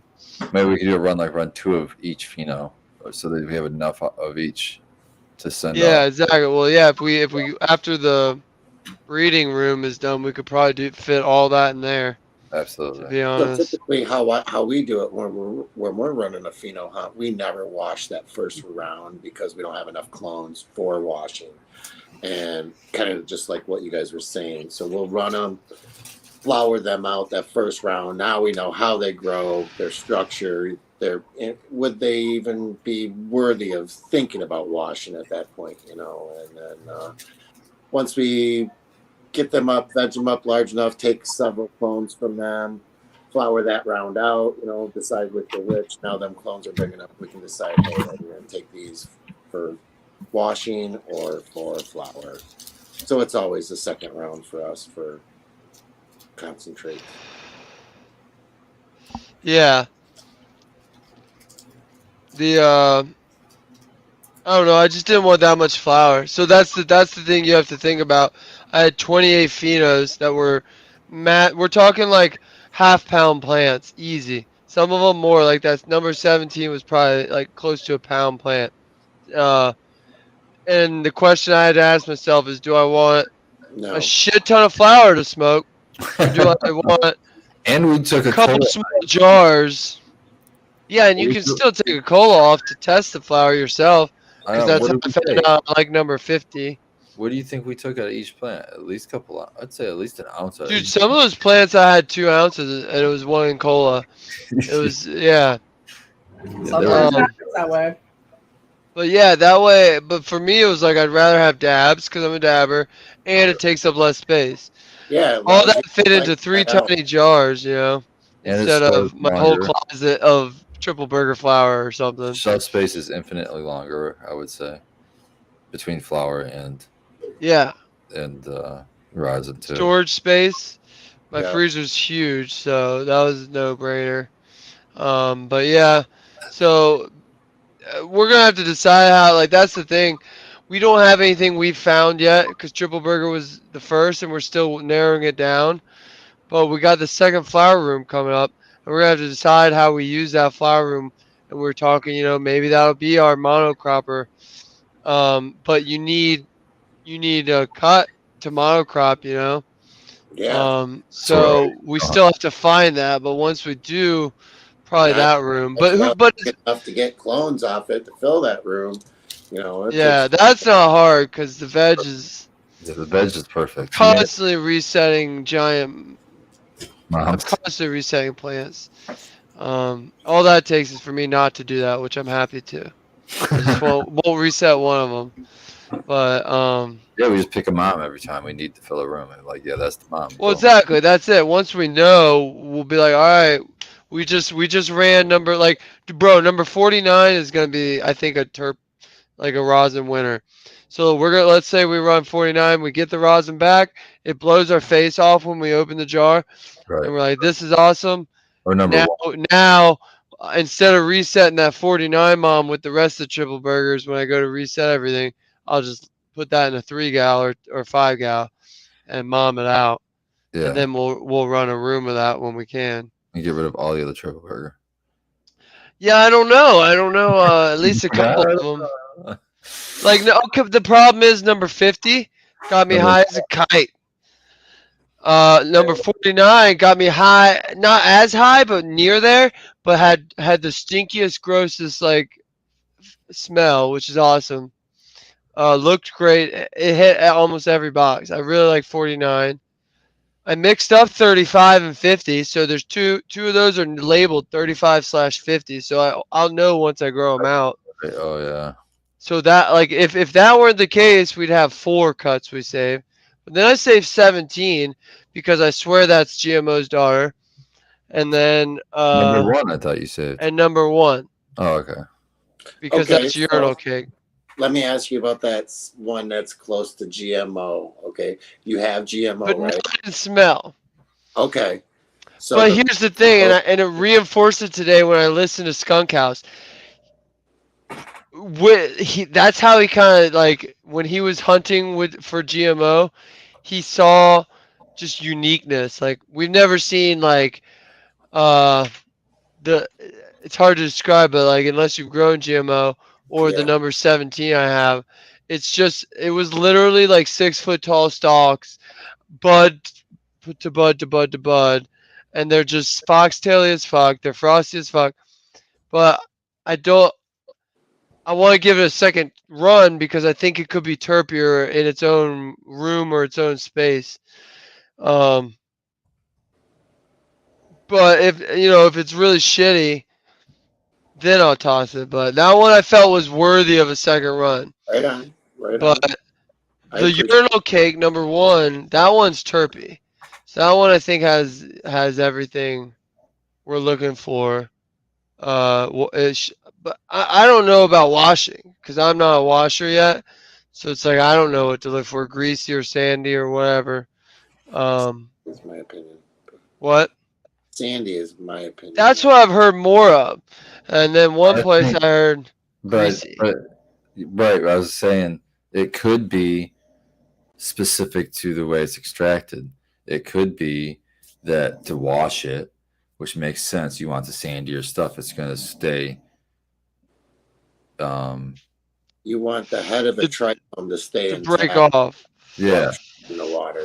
exactly. And then you'd be able to filter it out of the water. Greasy seems like it might incorporate into the water. It'd be harder to pull out of the water. I think a greasier one has a thinner membrane and, like I And said, then more rupture. I Yeah, think they get greasy on your hands because they rupture. But that's why it's important to have both ways. So that if you get a But- greasy one, send that to VHO. But if you're doing it for the terps, it don't fucking matter. True. What the fuck are you? That too. That's the thing. It tastes good, and it's just for me. Yeah, it sucks. I'm only getting a few grams back, but man, if it's the flavor, it is. what Yeah. it is. I've watched many a times where, whew, it But wasn't- that's the thing, Dan. What if it didn't have flavor? What if it didn't have yield? Then I wouldn't be growing it, Hold on. washing it. Hold on. I'm gonna throw you a trick ball here. But it gave you your best high. Oof, 'Cause well, isn't that the point of smoking? Well, that's different. Yeah.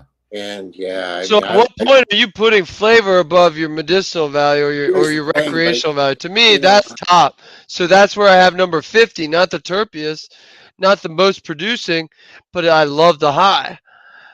But, and so that's why I have 5. People are like, "Why the hell do you have 5?" Because it's hard. It's really hard. It is. It is. But keep in mind, I threw away 23. I fucking threw away 23 to keep those 5. So it's not like a 12 pack where I threw out 10 or 11 to keep 1 or 2. And I'm glad that on this one that we're doing with the Spartan Pukes, we reduced the number, which is nice. Yeah, our numbers are good. And then I was looking at our seeds for next run. By the way, we're talking seeds. Thanks for bringing up seeds, Baked. Oh yes, I got some dingers, dude. I got some dingers. But what I was saying is we're doing a purple Urkel run. So we got the purple dog bud, the Emerald Bay Urkel, Tahoe OG Kush times purple Urkel. Nice. The purple dog bud was Kim 91 times purple Urkel. And then we got purple Urkel S1. But there's, I believe, 7, 7, and 5. So Those what's that? sound 19. So it will be right under what we want. perfect. Our goal of 20, I think, is a nice goal. I had But if we have to do 19, I'm okay with that. I forgot to tell you and ask you if you heard anything about it, but I got sent some Santa Marta gold from somebody Santa who wants Marta it. Gold. Yeah, I don't know if that's Seeds? something old. Yeah, seeds, but they're like F4s or something like that. Santa Marta or Sargamar? SMG. SMG. Santa Marta Gold, I think is what he said when I reached out to him and asked him what SMG stood for. But they're F4s, so I'm like, that's kind of cool. That might be real stable. Santa Marta Colombian Gold. I'm seeing that. So Okay. maybe that's the official Colombian Gold. They're saying, just how we just talked about the GDP having NorCal and having Ken's. Maybe Yeah. somebody narrowed it down and said, all right, you guys want to claim it? We're claiming it also, but we're calling it Santa Marta. Okay. So, but it says this strain of cannabis is a sativa dominant with a high THC content. I'm pretty sure that's what Colombian Gold was known for. But Interesting. that's sweet. If we want to do a sativa run, we'll run some of that. I was gonna say we can go through the vault, and I'm guarantee I got similar There's no whole room of land it? racy stuff. Yeah, I got the Thai seeds that Robert gave us, Yeah. and I've Ooh, got we can run. We can run. We could have a weird run. That'd be weird though. I'm telling you, it'll be a weird like run. that Heavenly Sativa from Mr. Toad. Oh, So it's super sativa. It's like super long. this is what I was gonna show you guys. So Uh-oh. I did some trading, and Uh-oh. I got Special Larry, which is Special Larry times unknown basically, but it's from Skunk House. G or what is it? Oh yeah, it's Larry OG times something unknown. Times something unknown. That's Yeah. just the Larry OG's Well, gonna I've get. never seen it on the market, so that's cool. Yeah. And then this one I know is unreleased, but this Purple is Donnie. gonna round off our Donnie run Oh with damn! Purple I like Donnie. that. I like What? that. Yeah. What's the purple in? I gotta look it up again. I forgot. It's not on the pack. No, because What it's the hell? yeah. Is that an No, official pack or is that some bullshit pack? it came from them. Just I fucking with like you, my man. info on the packs too. I can't find it, but it's unreleased. That's the problem. I got from Respect. Oh. So this Sure. was for trading the Han Solo burger. Also, just coincidence. He's got a new laser printer, color laser printer. I'm sure he could have just print a fucking label out and put it on a seat. If we're gonna go there, you can't trust anything Okay. anymore, because that's the whole problem with seeds. You're right. The only way you can trust something at that point would be like Spartan only sells direct. You know what I mean? Or this breeder only Third sells party. direct. Yeah. And so if somebody else is telling you they have my shit, they don't. But so I'm stoked about that. We'll have Papa Burger, which is a papaya and Donnie, Purple Donnie, and Donnie Burger. That's going to be an interesting one. Yeah. Especially because we had no idea what Purple Donnie is. Because I'll find out. I'm gonna text TJ right now. I text your boy. No. This is Big Pony. He's got Anybody popping seeds besides us? Red, are you ever gonna pop any seeds? I'm just gonna keep asking every episode. Oh now. my god. Yeah. So I want a controlled environment.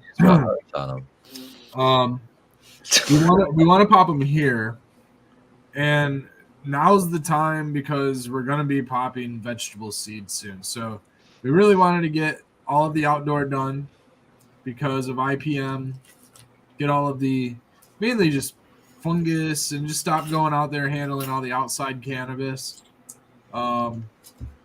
We need a good spot to pop our seeds. So that's kind of really just the hurdle. We have areas for clones and stuff like that. Clones are a little easier. We need to baby some seeds, and I just want to do it right. I might do soil with the seeds. We just did that. We actually have like an Apollo 13 that we popped, like an old bag Apollo. Oh, that's fucking awesome. I'm excited Apollo about that. 13 that Damn. I had gotten. It was Cosa Farms, Apollo 13, Cosa Farms, or no, it was Motor Rebel Apollo 13 from dude. I don't know when I got those seeds from, like 2013 or 14, something like that. And I ran that Apollo 13 for quite a few years. Didn't do the best out at the farm. I ended up getting rid of it, but it was super cheesy, dude. Just really nice cheesy. Had these really awesome gorilla arm colas. Went off to the side, and I had a bag seed laying around. We popped it, and unfortunately, the light cycle in the room that it was in, through all of these moms, once they matured, they all started kind of flowering. I was like, fuck, I realized it was on like a tomato vegging life cycle. You know, we were just like our spring crop in there at the time, and we just started doing cannabis seeds randomly and just like left a few in there and like realized it was like a 14 or a 15 hour veg cycle. So like I upped the veg cycle. We just brought home all those other clones, and I took clones off of that Apollo 13 because it just needed it. So I'm gonna let those clones from the Apollo 13 root, and I'll flower that out. Maybe in a couple runs, it'll kind of be cool. Hopefully, it'll start. It's got crowns, and it's not, it's looking a little wonky, but I think it'll come out of it. It'll like monster crop itself, so to speak. Shoot new ones. Yeah, they should shoot something, and we'll get something out of it in the next couple months. But anyways, so it's like a re-veg type of thing because it did start flowering for sure. And right now we're like in the process of trying to get everything buttoned down because I go hunting in like a week. So I'll be away from the farm. The most dangerous game? The most dangerous game. Yeah. Are you going to hunt people? We're hunting things that can hunt back. Dinosaurs. Dinosaurs. Yeah. We're going I've been thinking about dinosaurs lately. To the pine farms. I love going into the pine farms in northern Michigan, dude. It's just fucking awesome. What's the pine farm? Like a pine forest? It's the national forest. Yeah. There's select cut pine farms. Fortunately, the areas that we go into are pretty thick, and some of them are near private, and also the area that I like to hunt around is like a state park, so it's not really a forest or that. A lot of cool back trails and shit like that up in there. The area that my dad likes to hunt is just like in the middle of fucking nowhere, dude, and it's really cool. It's deep, thick forest. When I was a kid, they farmed out this area, and it was just total grassland. As I got older, it was like really thick, and the trees were like 15, 20 feet tall. Today, those trees are like fucking 50 feet tall. You can't even walk in there. It's what happened? Just overgrowth, grows. The trees grew. They went in, they planted them all. So forestry, they'll come through and they'll select trees. They'll come in, they'll pick some out. Every now and then a new logging road gets made. Are they like in Florida, they got state forests like kind of like that, but then they're all pine too.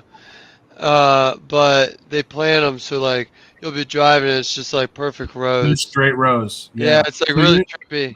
You're just like, what the fuck? Yeah, you feel like you're in the middle of like an old growth forest, but you're not. You're in the middle of a farm pine. Yeah. So you're stuck on a row, and all of a sudden you realize that you're walking furrows. You know what I mean? You're actually walking giant plowed furrows, and all of a sudden you see these fucking tree lines, and they're every 10 feet. There's a tree line, and it's pretty mystical sometimes in some of those areas of the forest because the tree spacing is so wide, and you get this really cool canopy, and it's just nothing but blueberries down below and like moss, spongy ass moss. Like you'll step in your foot, it'll sink a foot into moss. You know what I mean?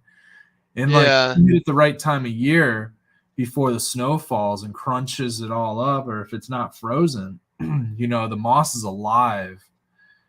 And there's mice, dude. There's a whole network of just all kinds of varmint and shit underneath the moss. I've like peeled back moss and there'd be like mice scattering. Wild shit going on under the moss. There's all kinds of detrivores under there, salamanders, and just everything. You don't see it up in the trees. There's all kinds of shit, owls and bats and just everything everywhere. Forest is a really cool place, and they do what they can, I think, for the most part, to make sure that it's ecologically safe. And there's hunters in there moving animals around all. Do you smoke weed in there?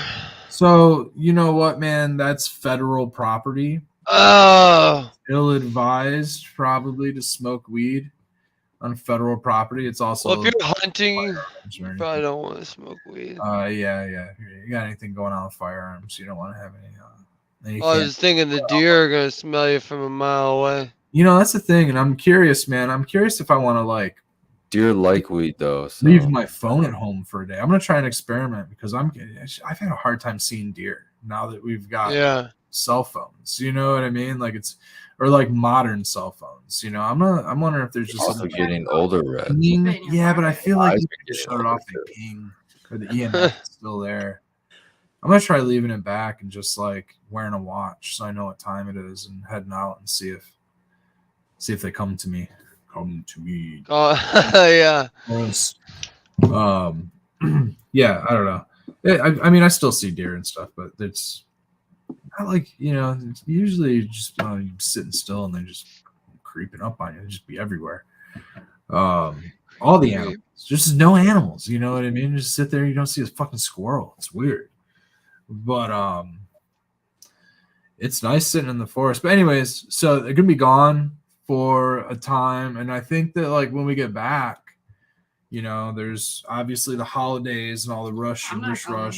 She's not going, but I think when I get back, I think we're gonna mess with the popping seeds, because that way, by the time 2 months goes by, well, when I get back from hunting, about a month will go by. It's gonna be time to start our spring garden. So Yeah. time we're gonna be we need to start getting onions and probably rosemary and a few other things, maybe some herbs started. We want to do some microgreens just for keeping the greens going at home, for ourselves, for our, putting in our soups and our breakfast sandwiches and shit like that. But get some microgreens started, get some cannabis seeds started.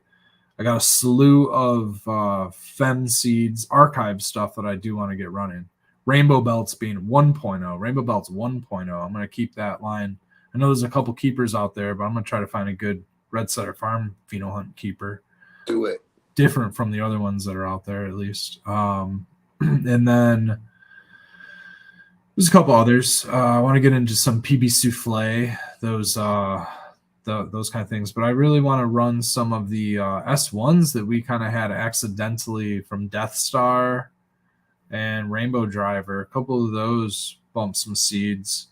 I know some of you guys out there might have got some flower. You got some seeds in that flower, man. Pop them. Fucking pop them. I had some people ask me if it was okay, stuff like that. Yeah, permission granted. You find a seed, it's yours. For sure. You paid for that weed, probably. Or at least donated to us. Go ahead, Dan. Sorry. Can we touch base on seeds that you guys get out of your weed? You guys breeding them and you're getting large amounts.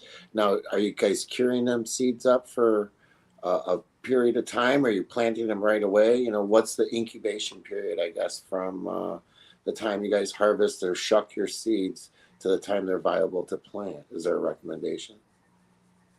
With our stock goes through our basically our fall drying and curing method, which is a normal 2 weeks, and then it goes through a couple of freezes outside, at least really low temperatures. Right now it's probably in the 40s, I'm guessing, in the dry space.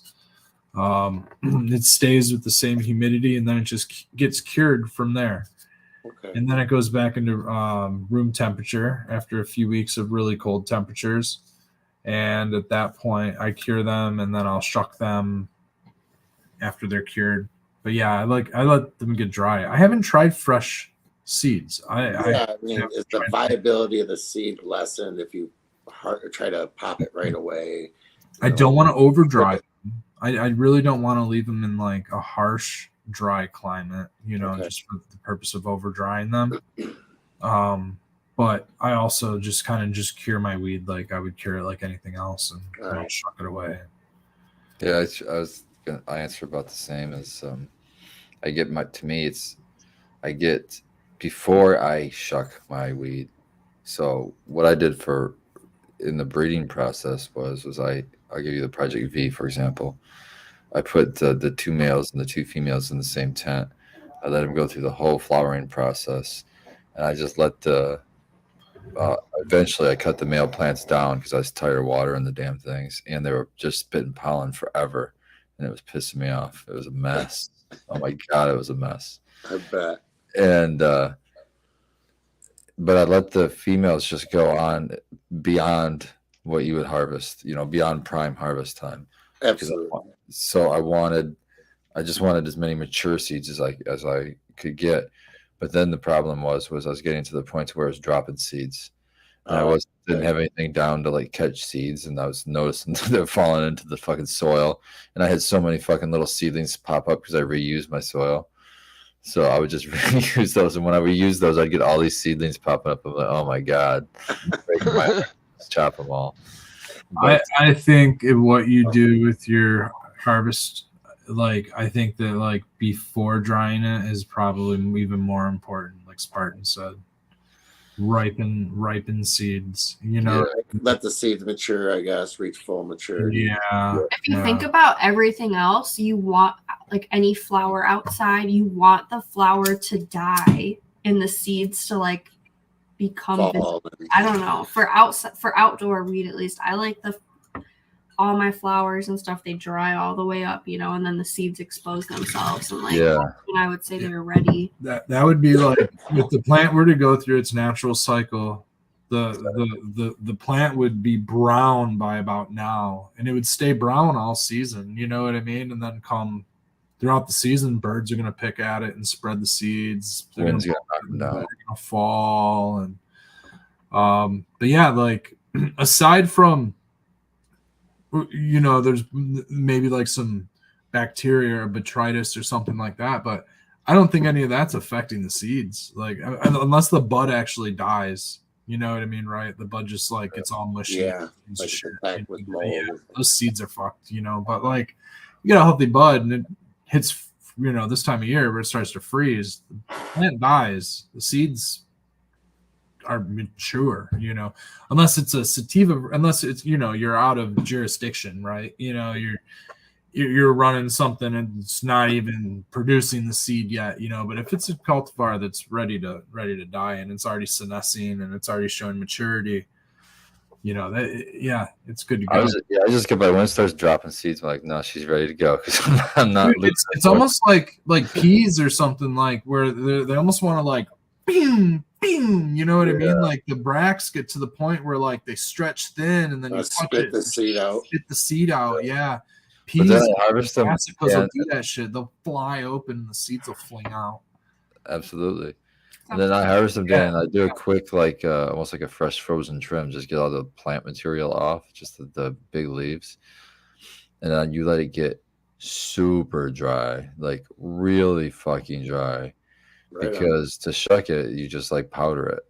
And then make, that's basically how to. So it's super, super dry already as far as when you're asking about curing the seeds. They're really fucking dry by the time you're getting them as seeds, so you don't really have to worry much about moisture. So I just throw those suckers right in a mason jar and close the lid and just fucking sit them in a fucking dark spot and call it good after about a month, and they're ready to pop. And I've had good results that early. I haven't tried earlier than a month, but I don't know if I would. I think there's something about letting them sit in the dark. If they're rooting just falling into your medium, from the bud, that's telling you that those were mature and ready to test. So as long as they were fully mature, so they had all their striping or brown, and they were dry, I think they'll pop. Technically, some seeds like to go through the freeze, So To I'm harden off, so to speak. yeah. But Yeah, that's no trick, but not cannabis. Cannabis doesn't need it for sure because I've tried it. I've 100%. They haven't gone through the cold, and I've popped them, and they've popped. Yeah, it's not a necessary thing. I think it help. I think it helps. I just think that like running a natural cycle. That's why I run it. I'll keep them in my dry space is the garage. You know, Right. the garage gets. So I just wanted to make sure because like there's some plants that is absolutely necessary, like strawberries. You have to do that, or they will not fucking pop. Is that stratification? Yeah, stratification. Stratification is like a lot of fruit trees. You have to do it. There's a lot of perennials. No, because we had brought some grasses. seeds home from work one time. There was a male that got out or whatever and seeded some shit, and we popped them, and they didn't pop. You know, they fucking look like beautiful seeds, but you know, maybe we didn't let them dry out or cure, or they weren't viable, I guess, at that point. Or it could have been it was a herm, and it was a sterile offspring, right? That's a possibility too. So maybe it didn't like. I believe it's a full blown male, but yeah. Oh, it was a full grown male. Okay, it was a full blown male. I think I got called a herm by one of the directors at the time. That's hilarious. It was a full blown male. I was like, "Yo, you got a problem?" Yeah, I would want to see a seed that is definitely. Well, here's the thing: you can't like really say like dark in color because it varies genetic to genetic. But like definitely, if it's light like gray, I would. Okay, light brown, like it might need to shade deep gray. You know what I mean? But then there's like the ones that go deep brown. You know, these had the nice tiger striping on them and everything. I was like, oh yeah, striping. You're gonna want striping or like the turtle shell, like kind of like mosaic type thing going on sometimes. But like some are really light. And some are super tiny. Like the citric seeds are super fucking tiny seeds. Little itty bitty beads, but they're black as hell. You know what I mean? And same with Granddaddy will have these little black seeds, you know. And then I noticed that got these huge giant seeds. Bulbous seeds. Yeah, and like I really like to make sure everything's nice and mature anyway. So like it's good seeing seeds like that are nice and mature. I think that you might have That's so cool to hear because I've noticed that in the same line, like my vortex, I used the vortex male, but I hit several females, and some of the offspring, like the Donnie, had tiny little seeds, like you're saying, little seeds. Tiny ones. Some were like the limelights. I did a tiny batch of limelights, like not enough to even be able to have a lot of. But those ones are huge, giant seeds. I'm curious if part of like, you know, the hermaphrodism trait or like the easy to stress out, like it's just so easy to stress a plant out that hermaphrodites, you know, I'm wondering if like some of that comes from the mother and maybe not being fully mature or maybe like something to do with the mother's stress point and running the seeds, you know what I mean? And also I think I'm wondering if there's just an epigenetic changeover with indoor breeding, because what are the lights that are being bred on, you know, what is the difference? And not that like the offspring would be inviable if you're not using the correct lighting, but like if whoever's running the offspring is using a totally different type of lighting, is it going to be viable for that type of plant? You know, like if I'm breeding with CFL, like let's just say I'm using CFL, right? I got a tent and I just got some CFL lights or some low grade LED lights or whatever, you know, and I'm breeding, and then somebody takes over and they're strictly putting them outdoor under the sun, you know, is there going to be a difference in the way that plant responds based on that? You know, I mean, there's so much that can go on, and that's why aside from all these other fems that we're going to run some archive and some of these other stuff that we're going to try to run some keepers, we're really going to try to get our own genetics, you know, the green room genetics, the high CBD stuff. I really want to do some full spectrum stuff, so like work our own genetics in our system, you know, because you might be getting herms. We might be getting herms and stuff based off of somebody else's system preference, and it just being a different system. So like growing your own and then finding a good keeper, something that is resistant to some things, then maybe finding a stud, and then maybe doing some breeding in your system is going to add some resilience to the seed stock that you could use that'll adapt to your system better. And, if you can grow some others and F3 them or whatever, it's just going to be even better in your system or for us, like our outside. Our outside is going to, the environment's going to vary season to season slightly. We're going to slowly get warmer some seasons, get colder. We're going to have droughts here and there, but our soil is going to typically be the same, and our plants are going to adapt to our microclimate, so to speak, whatever it is. And I think that's going to be a lot easier. Even if we grow our shit indoors, we might have issues. You know what I mean? So like do some breeding inside, do some breeding outside, have some stuff, trade some seeds, see how everybody grows. But like if you're getting herms, like it could just be it could be a lot of factors, I think. Tons of fucking factors.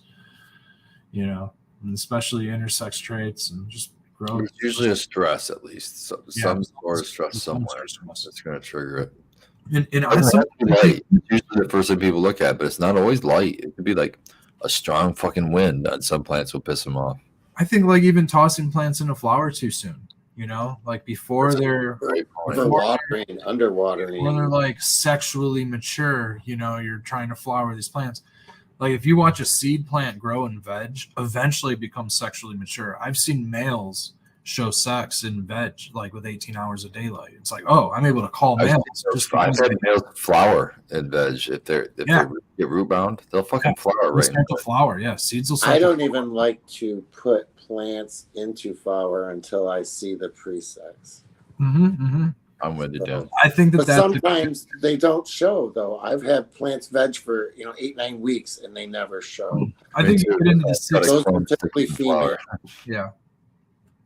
Well, how long is summertime? I mean, you got June, July, August. I mean, you could be upwards of 90 days, depending on your cultivar and to when they're going to start to flower.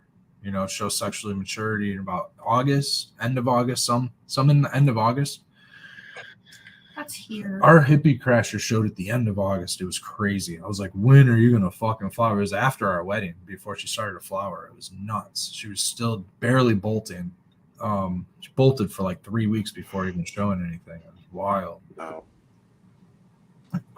But she doesn't do that indoor, And I think that's where some also they're forcing things into flower maybe before they're mature. Might be, and then we're taking clones and now they're stuck at that I'm thinking sexuality, moment of, maturity, sexual maturity. And we take that clone. Is it going to continue to grow or is it going to be stunted? It needs to grow roots. Is it ever going to like sexually mature further and then become more stable as it does? Is it less stable because it's not? Maybe those are some questions. I don't know. I've heard people say no. Spartan, you're muted. Oh, sorry. I was going to say, I think that's why when you grow things twice, like you grow things from seed the first time and then you grow the second time, sometimes it's kind of different the second time. And I think it's right because what you're saying right now is sometimes you switch that first one a little bit early before it was sexually mature. So it misses. It's a little bit behind on the whole flowering process. By the second time, you've taken a clone. It's the same age as that plant. Now you've vegged it for a whole nother X amount of weeks before it gets back into flower. Now it's sexually mature. And now you flower it and boom, it's ready to go. And you love it. Dan, did you get all of your outdoor down, man? Or you still got stuff going in the greenhouse? Everything is down and in the freezer. Still, my harvest rate is down. I have another appointment with the tech. Damn. Another appointment with the tech on Tuesday. I think it's just my shelving unit. I got to get replaced in that. But at your cost? I think they're going to work with me on it. I did tell them I purchased another freeze dryer from another company, and I wasn't happy with theirs. But that one won't be here till the end of December. So oh my gosh, you gotta be chomping at the bit right now. Yeah, because we have events coming up. Yeah, Craft Affair. Shelter Red and Becca, they're going to be there. For Growly's going to be there. It's going to be a great time. I was hoping to be there with my stuff. I was hoping to put this stuff in the Country Roots rosin competition, but it might not happen if Harvest Rate doesn't come through for me. So we'll see. Make sure you ask him for an address, just so you know if you need to show up or whatever, you gotta. For sure. But hey, we're gonna get through this. I'm rooting for you. I'd love to see That's Harvest Right. We really appreciate your customer service. It really shines. It's tough, man. We ran maybe 30, 40 cycles on that machine total in the 3 years. So Wow. Frustrating. Yeah. But a lot of people have it worse than me. So I fixed my initial problem I had, and now I've had That's second. terrible. That's terrible that a lot of people have it worse than you. Yeah. Yes. That does not say a lot for a company. Yeah, it's unfortunate, but fingers crossed, they don't hit me for the $400 it costs for the new tray. I hope so. Yeah. Let's shout out the other company. What's the company that you went with? It's called Stay Fresh. Stay fresh. Stay Fresh. So Similar pricing? They're they're still $3 to $5,000 for one. Okay. They're out of LA. I hear they use parts that are manufactured in the US, so that helps. The reviews on them are great. So nice. What I liked is we were talking before, and you said that you don't even have to do an update to the software to make it work for cannabis. That they've already know that they're working with cannabis people, and that stuff's already built in. So yeah, that's actually impressive. They donated a Stay Fresh freeze dryer to a hasher and let him promote their machine through his hashing. So I don't have the video on YouTube, but maybe I'll put it up on my Instagram and check back later, and I'll have that for you guys if you're interested in that. But it really intrigued us. Eggs. Yeah, you can freeze dry eggs for sure. Yeah, I was like, well, that's kind of interesting. Yeah, because we'd be interested to see that, because that's in the plans, I believe, long term baked, right? To have a freeze dryer in the hash room too, right? I would definitely go with the Stay Fresh.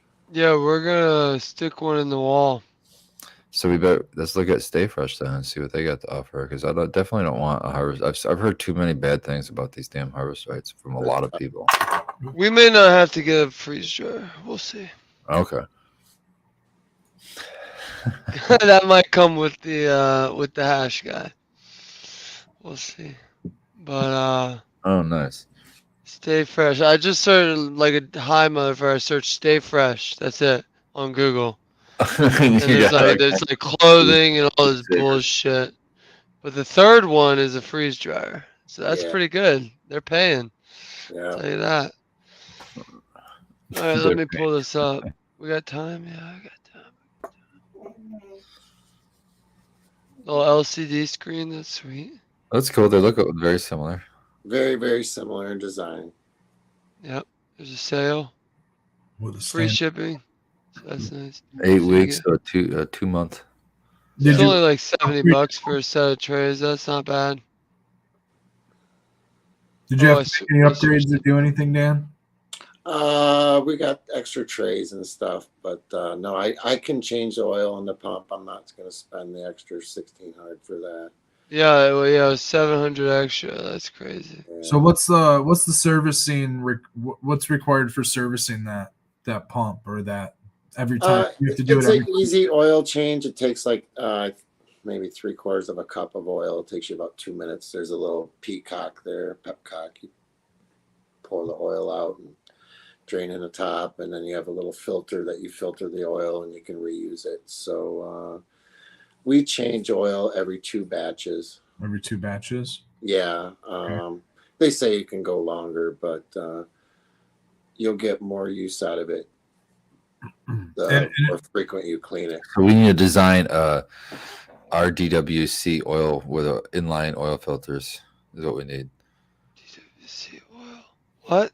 Will that make it so you don't have to change the oil as often? Right, it just cycles oil and it has inline filters. So it just cycles oil through the filter and fills back up into the tank so that it's always got clean, fresh oil.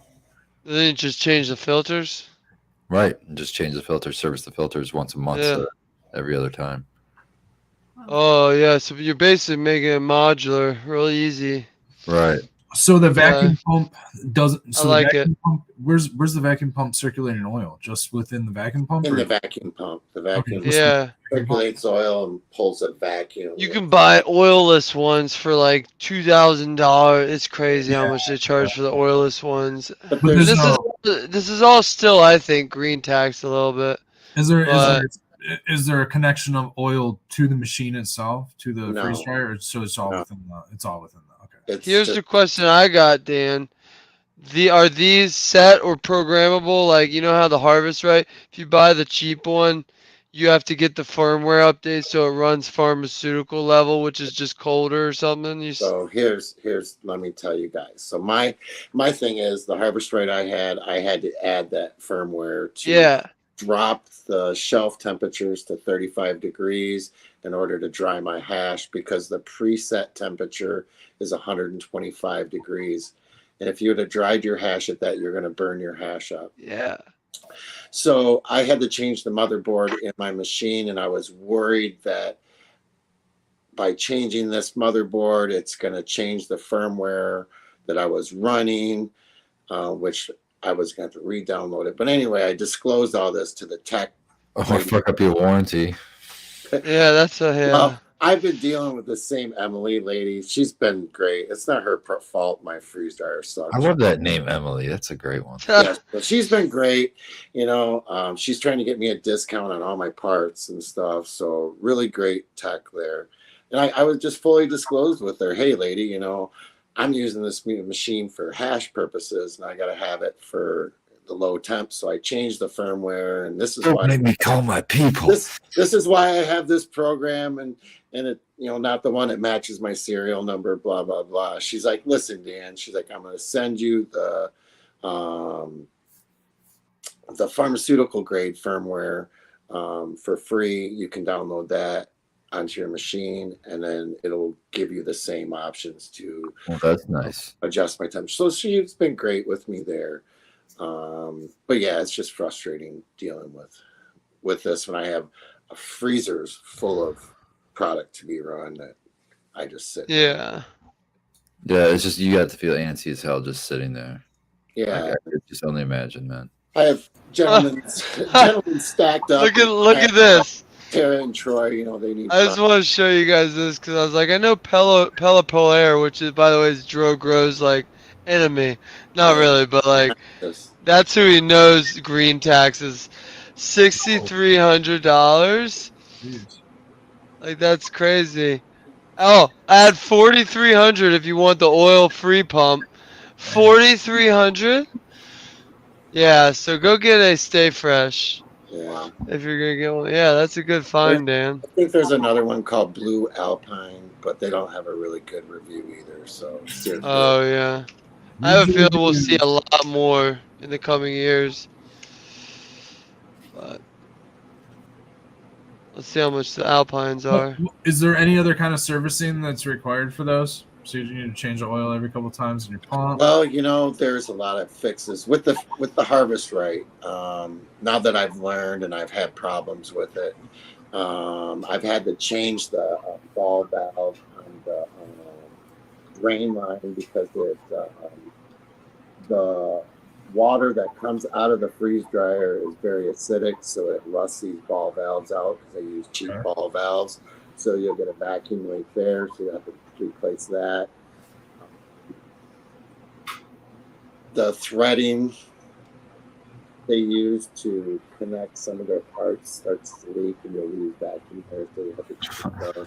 It's This is not a good very- fucking review, man. You gotta replace the entire guts, Red. You have to I mean, Yeah, it's- sounds like I'm already like water 500 corrodes in stuff repair and parts, everything. and I'm not up and running yet. So harvest right.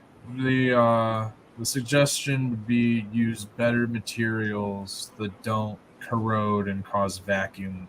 Yeah, you know, use a proper material, you know, and Yeah.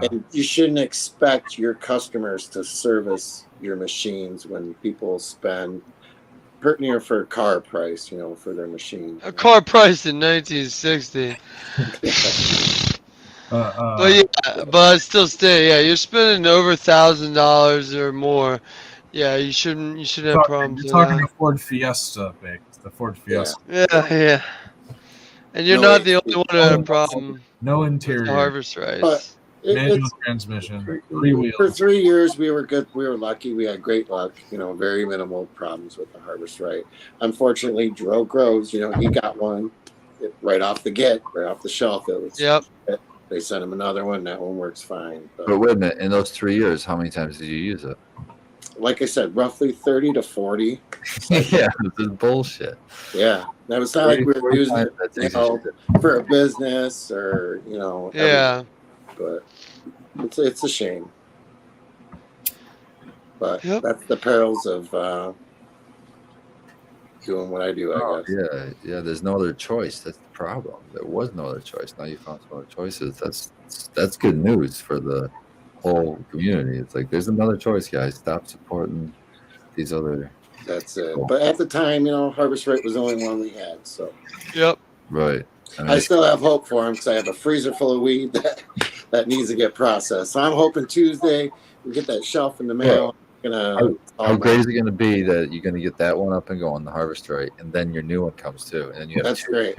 That's great. both at the same time. That's going to be Chris dope. told me that the new one's going to be for food only if that's the case. Okay, well, you tell her after the first year that can be the Good case. idea. You got to catch up to do it first. You got to catch up to do it. Right, we do have some I want to get one for food. We're gonna work on that. We need to pay other debts first, but we're gonna eventually get one of those fuckers. They're for long-term food storage. Definitely the way to go. I'm in. Yeah, seriously. It would change the game, big time. You're growing your own food and trying to preserve stuff, and Especially like the leafy greens. That'd be fucking dope. You can just throw it in the loop. it also it changes the game. Like if you have a food stand, right? If you have a cottage, we have 3 minutes left. I'm gonna try to make this short. You got a food stand, Goddamn. you can't like pickle things, I'm so you can't- proud. There's some ways that you need to preserve some stuff, you might want to change it up.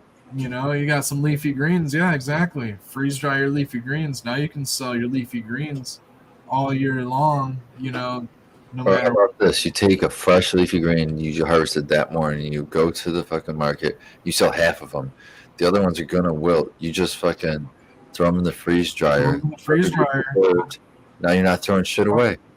And now your market's not just your roadside stand, but it's fucking Etsy or fucking all over the internet. You know what I mean? You can ship freeze-dried food. It's a great tool if you want to utilize it. And I believe, Red, you and Becca definitely have the mindset and the life goals to use that and to get value out of it. And we'd use it for hash too, I think. Oh, absolutely. I think you would too. I want some freeze-dried pickles.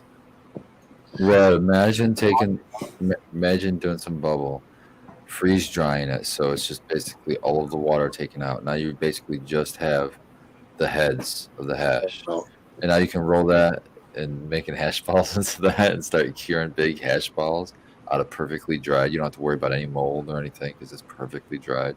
and you can watch it change in color as you touch it. Use it in your cooking.